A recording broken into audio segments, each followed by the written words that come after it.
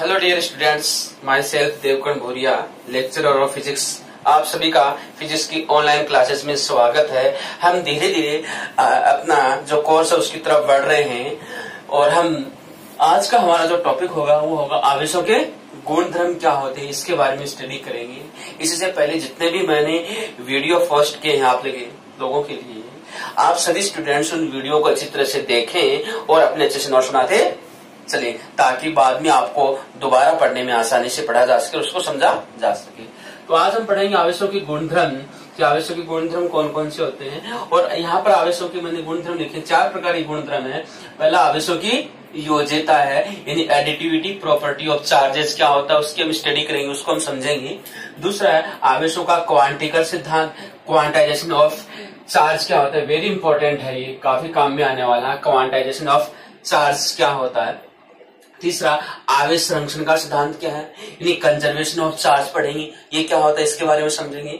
चौथा हमारा आवेशों की निश्चलता का सिद्धांत क्या होता है, यानी इनवेरियंस ऑफ चार्ज क्या है, इन सबका मीनिंग क्या होता है। तो इनको आप नोट कर लीजिए और एक एक करके हम इनको समझने का प्रयास करते हैं कि ये क्या होता है। ओके, तो सबसे पहला हम पढ़ेंगे आवेशों की योज्यता, यानी एडिटिव प्रॉपर्टी ऑफ चार्जेस क्या है, यानी आवेशों को हम किस प्रकार से ऐड कर सकते हैं। ऐड करने का कोई अलग से नियम है क्या, क्योंकि जो भौतिक राशि है वो 2 प्रकार की होती है, एक तो सदिश होता है और दूसरा अदिश होता है। सदिश राशि के योग के अलग नियम है जिसको हम सामान्य तरीके से ऐड नहीं कर सकते, सामान्य तरीके से उनको जोड़ नहीं सकते हैं। तो हम सबसे पहले समझना होगा कि आवेश कैसी राशि है और आवेश क्या है, एक अदिश राशि है। ये सबसे इंपॉर्टेंट ध्यान रखना है कि आवेश एक अदिश राशि है, अदिश राशि है, अर्थात इसके पास केवल एंड केवल मैग्नीट्यूड है, केवल एंड केवल मैग्नीट्यूड है, इसके पास डायरेक्शन है नहीं है। इसलिए स्केलर के हमने जो रूल्स पढ़े हैं, स्केलर्स के योग के जो भी रूल्स होंगे उसको हम यहाँ पर अप्लाई करेंगे। और स्केलर है वो गणित की में जो योग होता है सामान्यतः वही इसका योग होगा।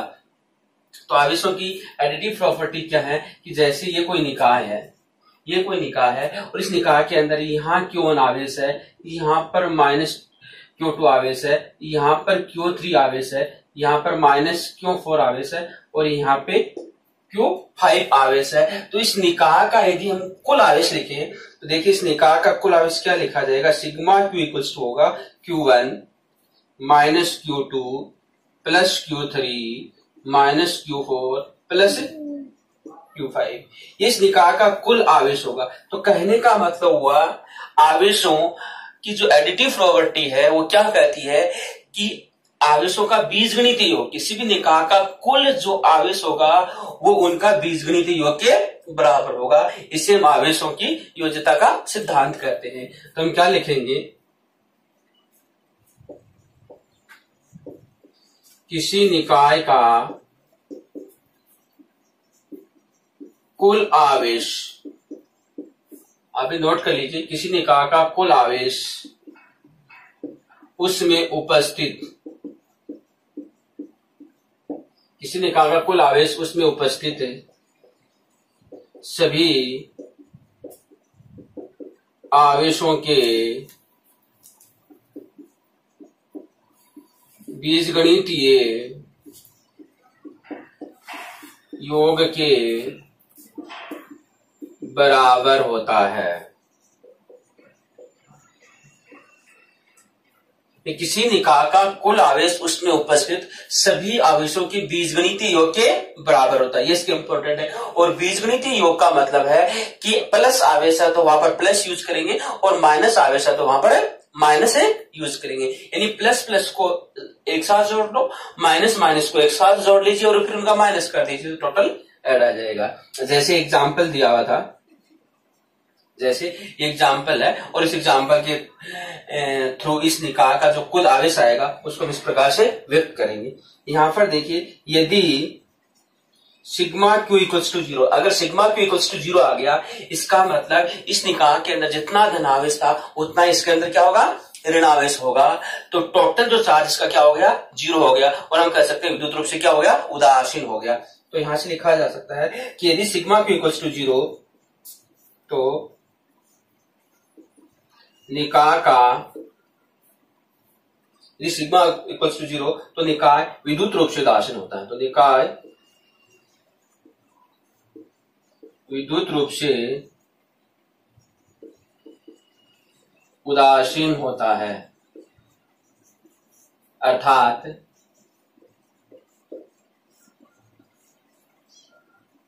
निकाय में धनावेश तथा ऋणावेश की मात्रा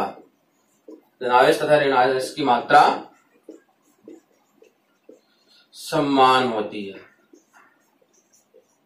धनावेश तथा ऋणावेश की मात्रा समान होती है। तो ये है आवेश की योज्यता का सिद्धांत। तो ये सिद्धांत हमें क्या कहता है कि किसी भी निकाय का कुल आवेश उसमें उपस्थित सभी आवेशों के बीजगणितीय योग के बराबर होता है। और बीजगणितीय योग का मतलब है कि उसके अंदर प्लस प्लस आवेश का ऐड करो, उसके अंदर माइनस माइनस आवेश का ऐड करो और फिर उनको माइनस कर दो तो टोटल चार्ज। अगर टोटल नेगेटिव आएगा तो इस पर कुल आवेश नेगेटिव होगा, और यदि टोटल पॉजिटिव आएगा तो इस पर कुल आवेश क्या आएगा, पॉजिटिव होगा। और अगर शून्य आवेश आ रहा है तो ये विद्युत रूप से क्या है, उदासीन है। Okay, clear. चलो हम नेक्स्ट हमारी जो प्रॉपर्टी है उसको हम देखते हैं। इसको आपने नोट कर लिया होगा, साथ साथ में नोट्स बनाते जाइए ताकि आपको पढ़ने में आनंद आएगा, और आप बाद में पढ़ोगे तो आपको समझ में आ जाएगा, अदरवाइज समझ में नहीं आएगा। ये ध्यान रखें, साथ में कॉपी पेन लेके रखें ताकि जो भी मैं बोल रहा हूं उसको अच्छी तरह से आप लिख पाए। ठीक है। दूसरी जो हमारी प्रॉपर्टी थी, काफी इंपॉर्टेंट प्रॉपर्टी है, आवेश का क्वांटीकृत सिद्धांत। आवेश का क्वांटीकृत सिद्धांत यानी क्वांटाइजेशन ऑफ चार्ज। काफी इंपॉर्टेंट प्रॉपर्टी है आवेश का क्वांटीकृत सिद्धांत। इससे पहले हम समझ चुके हैं कि जब भी दो वस्तुओं को आपस में घर्षित किया जाता है वस्तु आवेशित हो जाती है। और इस प्रक्रिया में क्या होता है, एक वस्तु इलेक्ट्रॉन त्यागती है तथा दूसरी वस्तु इलेक्ट्रॉन ग्रहण करती है। जो वस्तु इलेक्ट्रॉन त्यागती है उस पर धनावेश आ जाएगा, जो वस्तु इलेक्ट्रॉन ग्रहण करती है उस पर ऋणावेश आ जाएगा।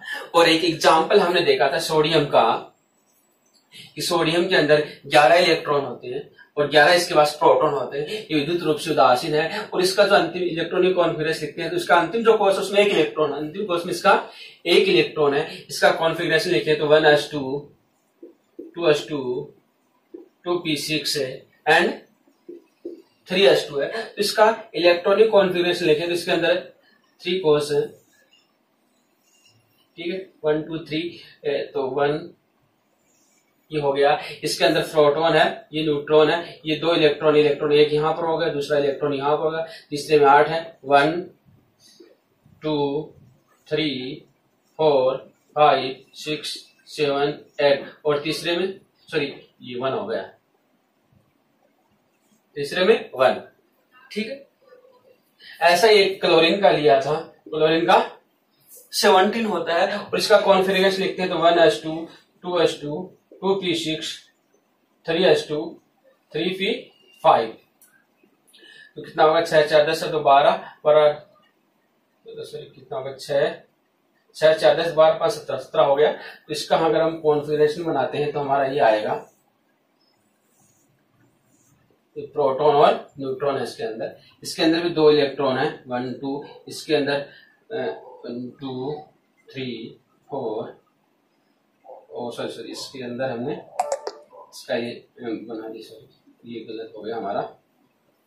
इसके अंदर देखिए नाभिक है, प्रोटॉन और न्यूट्रॉन, और नाभिक के बाहर ये इसमें 2 इलेक्ट्रॉन 1 2, इसके अंदर 8 है, 1 2 3 4 5 6 7 8 और लास्ट वाले में 7 है, 1 2 3 4 5 6 7। ये हम पहले देख चुके थे। तो हमने देखा कि इसके भारी कोश में एक इलेक्ट्रॉन है और ये अस्थायी है। अगर ये एक इलेक्ट्रॉन का त्याग देता है त्याग कर देता है तो स्थायित्व को प्राप्त कर लेगा। सेम ऐसे कैसे इसके लास्ट ऑर्बिट में 7 इलेक्ट्रॉन है, उसे 1 इलेक्ट्रॉन की आवश्यकता होती है, 1 इलेक्ट्रॉन ग्रहण कर लेता है तो ये भी स्थायित्व को प्राप्त कर लेता है।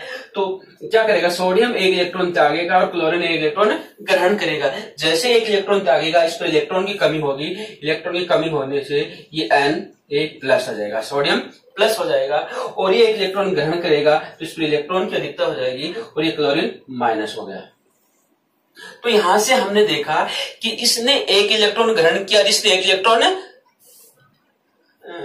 इसने इलेक्ट्रॉन त्याग दिया, इसने 1 इलेक्ट्रॉन ग्रहण कर लिया। ऐसे ही अगर हम थोड़ा सा और विचार करें, सपोज वस्तु ए है और ये वस्तु बी है, तो ये हो सकता है कि इलेक्ट्रॉन त्याग दे, ये इलेक्ट्रॉन ग्रहण करे, ये 2 इलेक्ट्रॉन त्याग सकती है, 2 ग्रहण कर सकती है, ये 3 इलेक्ट्रॉन त्याग सकती है, ये 3 इलेक्ट्रॉन ग्रहण कर सकती है। ऐसे हम चल रहे हैं। तो जो इलेक्ट्रॉन का ट्रांसफर होगा या तो 1 इलेक्ट्रॉन के रूप में हो रहा है, या 2 इलेक्ट्रॉन के रूप में हो रहा है, या 3 इलेक्ट्रॉन के रूप में, या 4 इलेक्ट्रॉन के रूप में। क्या ऐसा हो सकता है कि कोई वस्तु 1 इलेक्ट्रॉन न त्याग कर आधा इलेक्ट्रॉन त्याग दे? 1 इलेक्ट्रॉन त्याग कर आधा इलेक्ट्रॉन है त्याग दे? नहीं, ऐसा संभव नहीं है। आधा इलेक्ट्रॉन नहीं त्यागा जा सकता, क्योंकि एक इलेक्ट्रॉन है वो सूक्ष्म कण है, उसके टुकड़े नहीं हो सकते, वो अपने आप में कंप्लीट है, उसके टुकड़े नहीं किया जा सकता। तो किसी भी वस्तु को इलेक्ट्रॉन जाएगा तो वो पूरा जाएगा, 1 के रूप में जाएगा, या 2 इलेक्ट्रॉन के रूप में जाएंगे, या 3 इलेक्ट्रॉन के रूप में जाएंगे। कभी भी 1/2 इलेक्ट्रॉन नहीं जा सकता, 3/4 इलेक्ट्रॉन नहीं जा सकता, 5/7 इलेक्ट्रॉन नहीं जा सकता। इस प्रकार के कोई भी इलेक्ट्रॉन नहीं दिए जा सकते हैं। तो यहां से क्या निष्कर्ष निकलता है कि किसी भी वस्तु पर जो आवेश आएगा, किसी भी वस्तु पर जो आवेश आएगा वो इलेक्ट्रॉन का पूर्ण गुणज आ रहा है, इलेक्ट्रॉन का पूर्ण गुणज, यानी 1 इलेक्ट्रॉन के रूप में, 2 इलेक्ट्रॉन के रूप में, 3 इलेक्ट्रॉन के रूप में, 4 इलेक्ट्रॉन के रूप में, 5 इलेक्ट्रॉन के रूप में, एंड सो ऑन। तो आवेश हमेशा इस रूप में आएगा। तो आवेश इलेक्ट्रॉन का पूर्ण गुणज 1 2 3 4 5 पूर्ण संख्या है, पूर्ण संख्या आ रही है, कभी भी पॉइंट वाली संख्या इसके अंदर नहीं आ रही है। तो इस प्रकार का जो आवेश होता है उसको हम कहते हैं क्वांटिक। ये आवेश एक क्वांटा के रूप में, क्वांटिक का मतलब एक क्वांटा के रूप में आवेश किस रूप में पाया जाता है, एक क्वांटा के रूप में पाया जाता है। क्वांटा के रूप में जाएगा, क्वांटा के रूप में ही वो किसी के पास आएगा, इस रूप में नहीं आ सकता है। तो इस सिद्धांत को हम किस नाम से, आवेश का क्वांटीकृत सिद्धांत। तो आवेश का क्वांटीकृत सिद्धांत क्या कहता है कि किसी भी वस्तु पर जो आवेश की मात्रा, ध्यान रखना, किसी भी वस्तु पर जो आवेश की मात्रा होती है वो इलेक्ट्रॉन पर जो आवेश है उसका सदैव पूर्ण गुणज होती है। इलेक्ट्रॉन पर जो आवेश है उसका सदैव पूर्ण गुणज होती है। इसे हम आवेश का क्वांटीकृत सिद्धांत कहते हैं। तो लिखिए इसको, वेरी इंपॉर्टेंट है कि इस सिद्धांत के अनुसार, इस सिद्धांत के अनुसार किसी भी वस्तु पर आवेश का मान, इस सिद्धांत के अनुसार किसी भी वस्तु पर आवेश का मान सदैव इलेक्ट्रॉन पर आवेश का पूर्ण गुणज होता है, पूर्ण गुणज होता है। याद रखना, किसी भी वस्तु पर आवेश का मान इलेक्ट्रॉन पर आवेश का पूर्ण गुणज होता है। अर्थात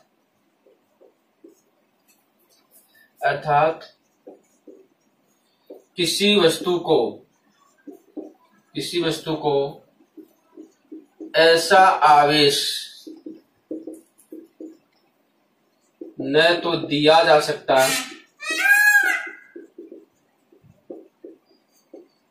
तथा न लिया जा सकता, न लिया जा सकता है, जो इलेक्ट्रॉन पर आवेश का पूर्ण गुणज न हो।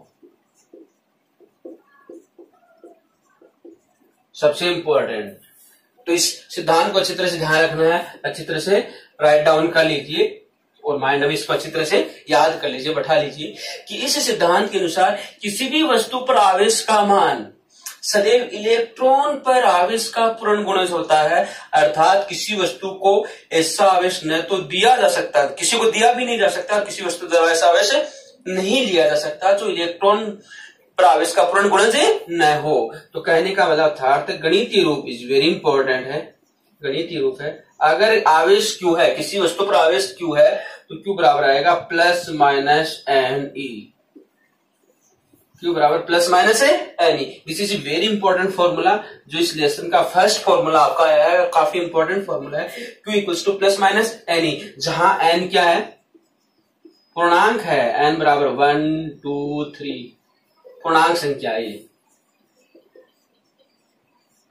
n क्या है, पूर्णांक संख्या है। और E इलेक्ट्रॉन पर आवेश का मान, इलेक्ट्रॉन पर आवेश का मान है, और E बराबर होता है 1.6 इंटू 10 की पावर माइनस 19 कूलम। याद रखना है, आवेश का इससे कम मान नहीं आ सकता। किसी भी वस्तु पर जो आवेश होगा वो इससे कम नहीं हो सकता। E बराबर 1.6 इंटू 10 की पावर माइनस 19 कूलम, क्योंकि n का कम से कम मान कितना होगा, 1 होगा, और n का कम से कम मान 1 होगा, तो किसी भी वस्तु पर आवेश का जो न्यूनतम मान होगा वो क्या होगा, 1.6 इंटू 10 की पावर माइनस 19 कूलम होगा। अर्थात किसी वस्तु पर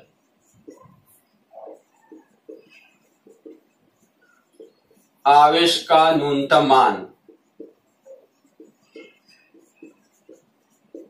अर्थात किसी वस्तु पर आवेश का न्यूनतम मान प्लस माइनस 1.6 इंटू 10 की पावर माइनस 19 कूलम होता है।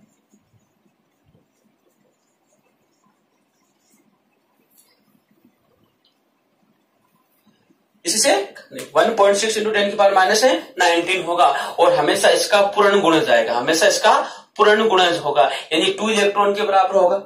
सपोज करो, इसको अच्छी तरह राइट डाउन कर लीजिए, क्योंकि काफी इंपॉर्टेंट फैक्टर है और ये हमारे काम में आने वाला है। तो जब भी किसी वस्तु पर आवेश की बात करेंगे तो आवेश Q बराबर आएगा प्लस माइनस एन ए। अगर धनावेश है तो प्लस आ जाएगा, ऋणावेश है तो माइनस आ जाएगा।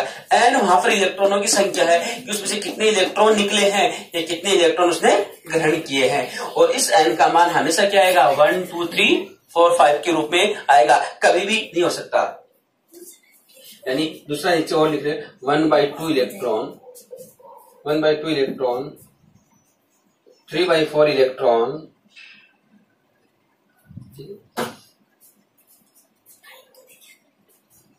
ऐसा आवेश संभव नहीं, ऐसा आवेश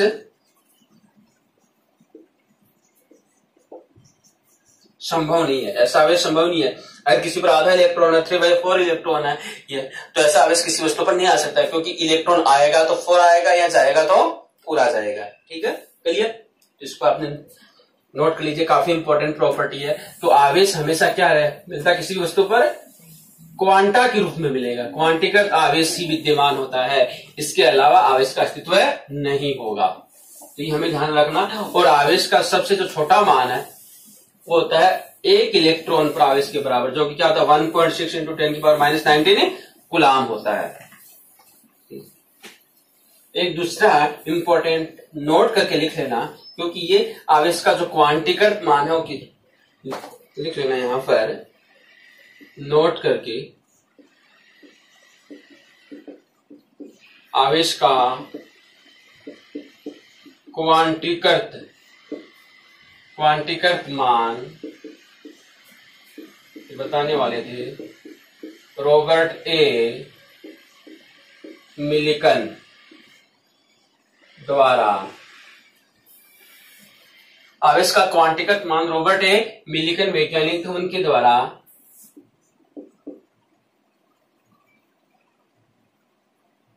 उनका जो प्रयोग था वो था मिलिकन तेल बूंद प्रयोग, तेल बूंद प्रयोग। तो आवेश का क्वांटिकल जो मान का हमें पता चला, वो जो प्रयोग किया गया वो था रॉबर्ट ए मिलिकन द्वारा, और उनका प्रयोग था तेल बूंद प्रयोग। उनका प्रयोग था वो क्या था, तेल बूंद का प्रयोग था। तो तेल बूंद प्रयोग के आधार पर उन्होंने निष्कर्ष निकाला कि किसी वस्तु पर जो आवेश आएगा वो सदैव इलेक्ट्रॉन का पूर्ण गुणज के रूप में होगा। यानी आवेश यहाँ लिया जाएगा या दिया जाएगा वो 1 इलेक्ट्रॉन के बराबर, 2 इलेक्ट्रॉन के बराबर, 3 इलेक्ट्रॉन के बराबर, 4 इलेक्ट्रॉन के बराबर एंड सो ऑन, इसके मध्य में नहीं आ सकता है। तो इसे हम आवेश का क्वांटिकल सिद्धांत कहेंगे। और इस क्वांटिकल सिद्धांत की खोज करने वाले वैज्ञानिक थे रॉबर्ट ए मिलिकन, और उन्होंने अपना प्रयोग किया था तेल बूंद प्रयोग, इसके आधार पर। चलिए इसको नोट कर लीजिए। तीसरी जो प्रॉपर्टी आवेश की वो हमारी आवेश संरक्षण का सिद्धांत, आवेश संरक्षण का सिद्धांत यानी कंजर्वेशन ऑफ ए चार्ज,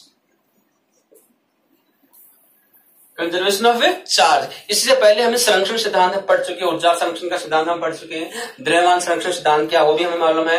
यानी संरक्षण का मतलब है कि उस वस्तु को न तो उत्पन्न किया जा सकता और न ही नष्ट किया जा सकता है। उस भौतिक राशि को न उत्पन्न कर सकते और न ही नष्ट कर सकते हैं, केवल उसका रूपांतरण संभव है, केवल उसका रूपांतरण संभव है। यहाँ पर भी ऐसा ही होने वाला है, यहाँ पर भी ऐसा ही होने वाला है, क्योंकि जब हमने प्रयोग की शुरू में देखा कि जब हम दो वस्तुओं को परस्पर घर्षित करते हैं तो घर्षण से पहले हम देखते हैं कि दोनों वस्तुओं पर कुल आवेश 0 होता है। दोनों वस्तु उदासीन होती है, आवेश रहित होती है, यानी उन पर कोई आवेश नहीं होता।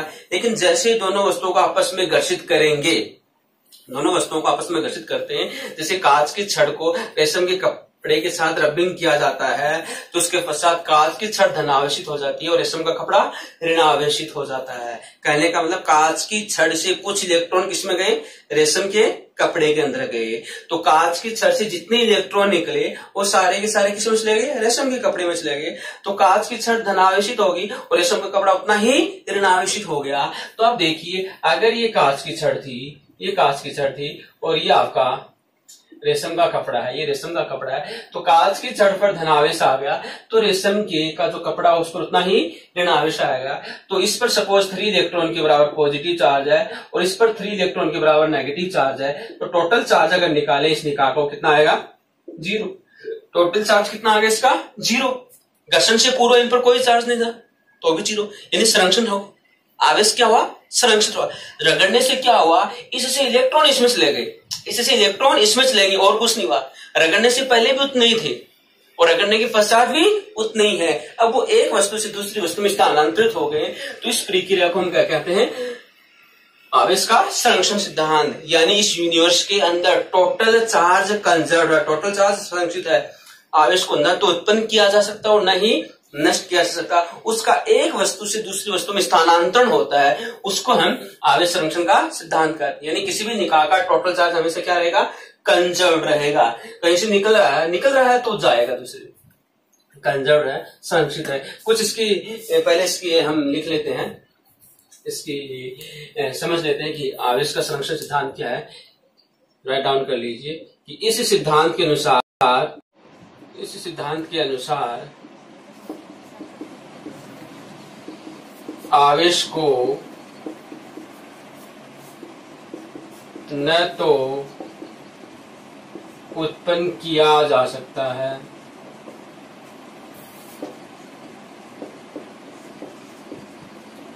और न ही नष्ट किया जा सकता। आवेश को न तो उत्पन्न किया जा सकता और न ही नष्ट किया जा सकता है। आवेश का केवल स्थानांतरण होता है, आवेश का केवल स्थानांतरण होता है, अर्थात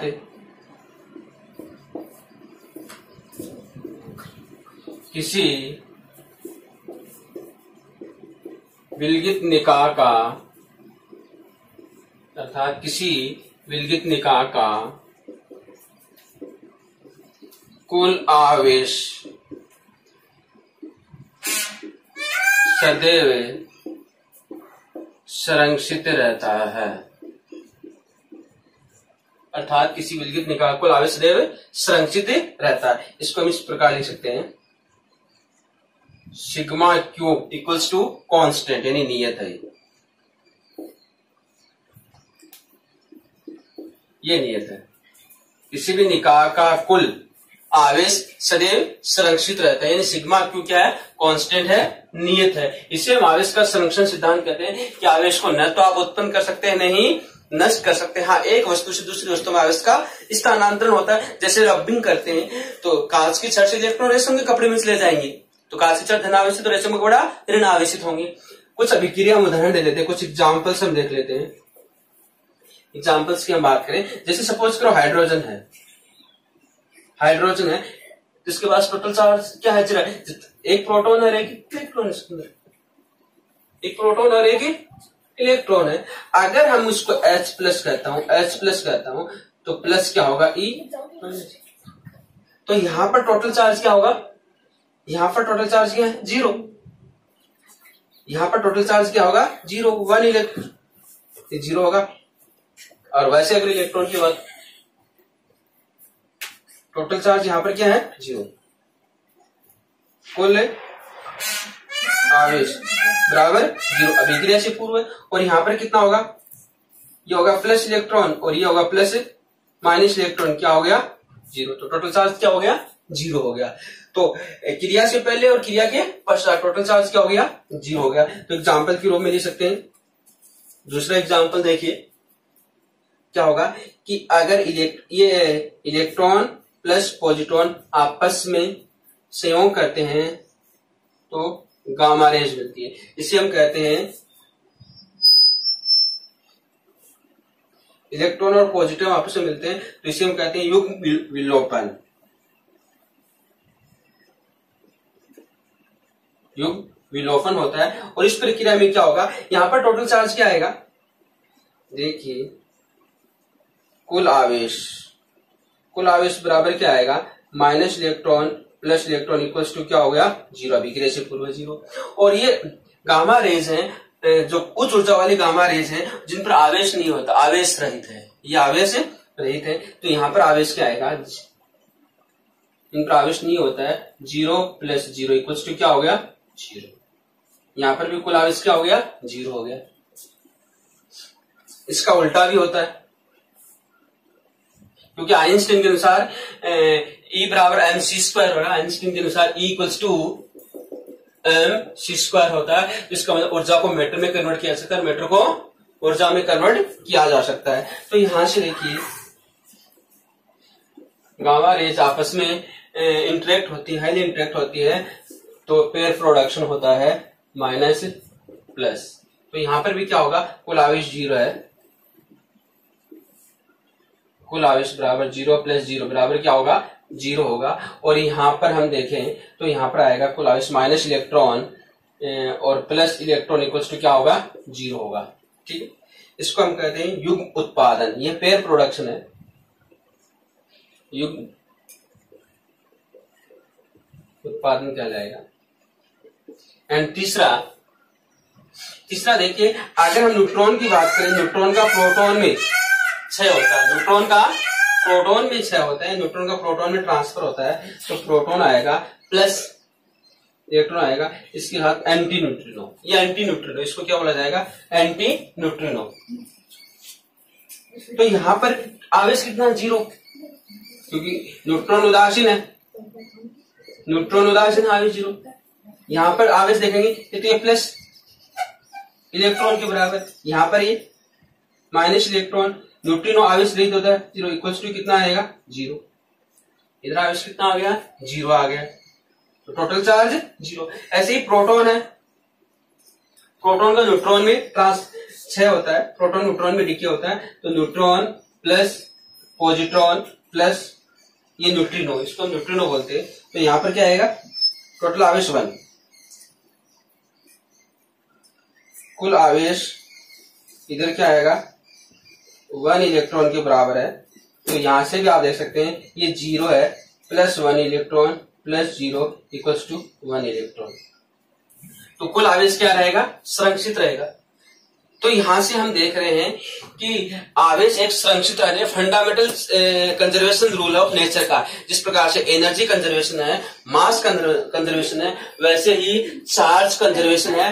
ये फंडामेंटल कंजर्वेशन रूल है कि किसी भी निकाय का कुल आवेश सदैव संरक्षित रहता है, यानी क्रिया से पहले कुल आवेश और क्रिया के बाद में कुल आवेश कांस्टेंट रहेगा। होता क्या है कि आवेश एक वस्तु से दूसरी वस्तु में स्थानांतरित हो जाता है, लेकिन वो न तो नष्ट हो सकता है, न ही उत्पन्न हो सकता है। इसे हम आवेश का संरक्षण सिद्धांत कहते हैं, यानी कंजर्वेशन ऑफ चार्ज के नाम से जाना जाता है। तो ये सारे वो अभी के लिए हैं, आप राइट डाउन कीजिए अच्छे से इसको। बहुत अच्छा रूल्स है कंजर्वेशन ऑफ चार्ज का, तो इसको अच्छी तरह से आप लिख लीजिए। एंड नेक्स्ट हमारा जो है उसको हम पढ़ते हैं, उसको हम देखते हैं क्या है। तीसरा जो चौथी जो हमारी आवेश की प्रॉपर्टीज है वो हमारी है इनवेरियंस ऑफ चार्ज। आवेश की निश्चलता का सिद्धांत क्या है, ये भी इंपॉर्टेंट है। इनवेरियंस ऑफ चार्जेस क्या होता है, इसको हम समझने का प्रयास करते हैं। चौथी प्रॉपर्टी क्या है हमारी, तो चौथी प्रॉपर्टी क्या है, आवेशों की निश्चलता,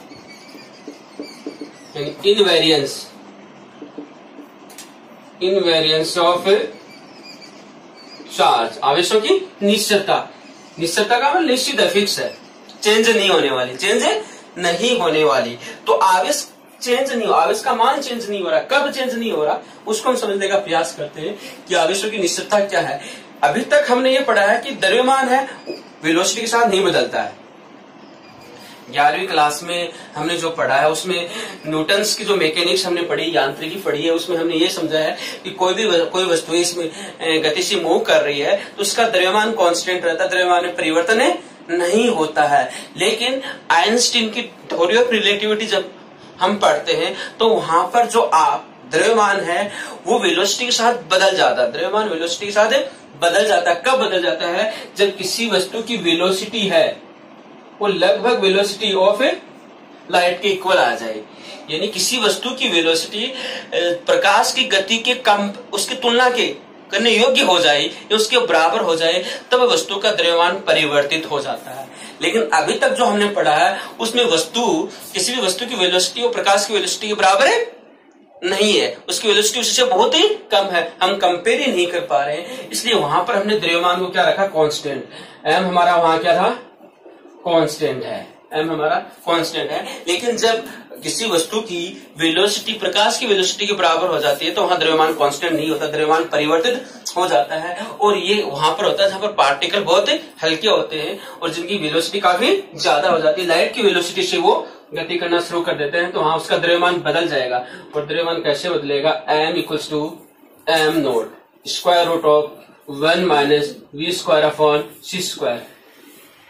ये है, इस सूत्र के अनुसार द्रव्यमान बदल जाता है। लेकिन आवेश है, इससे पहले भी हमने पढ़ा है कि आवेश हमेशा द्रव्यमान से बाउंडेड होता है, द्रव्यमान से बंधा हुआ होता है। इस कारण से बिना द्रव्यमान के आवेश किसी वस्तु पर आ नहीं सकता है।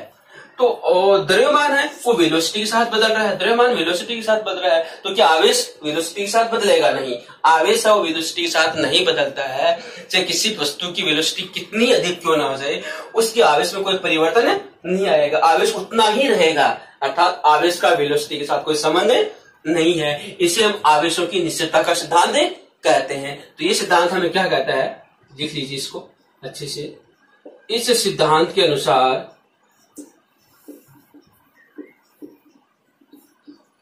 किसी वस्तु का आवेश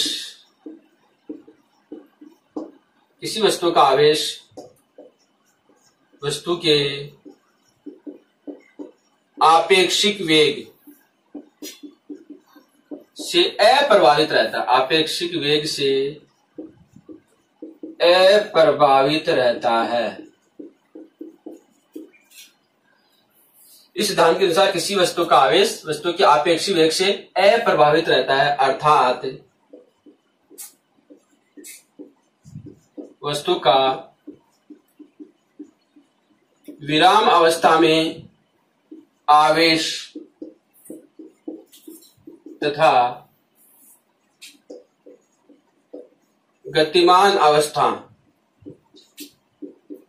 में आवेश बराबर रहता है। यह आवेश की निश्चितता का सिद्धांत कहलाता है कि सिद्धांत के अनुसार किसी वस्तु का आवेश वस्तु के आपेक्षिक वेग से अप्रभावित रहता है, अर्थात वस्तु का विराम अवस्था में आवेश तथा गतिमान अवस्था में आवेश बराबर रहता है। तो इसको हम इस प्रकार से ले सकते हैं, क्यू विराम अवस्था इक्वल्स टू क्यू गतिमान, दोनों बराबर होगा। इसे हम आवेश की निश्चितता का सिद्धांत कहते हैं कि किसी भी वस्तु का आवेश है उसके वेग से प्रभावित रहता है, वेग पर डिपेंड नहीं करता है। इसे हम आवेश की निश्चितता का आवेश की निश्चितता का सिद्धांत कहते हैं। और यहां से नोट करके लिख लीजिए,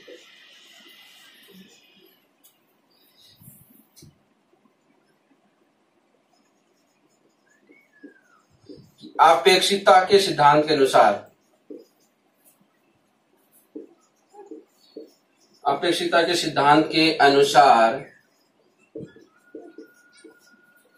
अपेक्षिकता के सिद्धांत के अनुसार किसी वस्तु का द्रव्यमान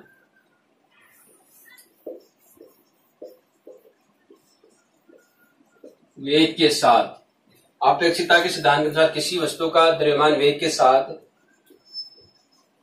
निम्न प्रकार परिवर्तित होता है, निम्न प्रकार परिवर्तित होता है। और इसको आप यहां लिख लेंगे, ये फॉर्मूला मैंने यहां लिख दिया है कि किसी वस्तु का द्रव्यमान है वो वेग पर किस प्रकार से डिपेंड करेगा।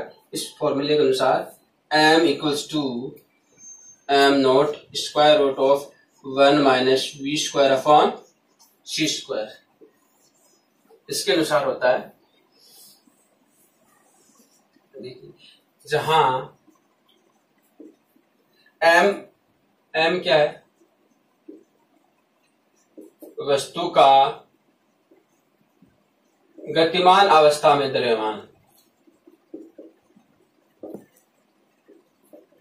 m है वस्तु का गतिमान अवस्था में द्रव्यमान, m नोट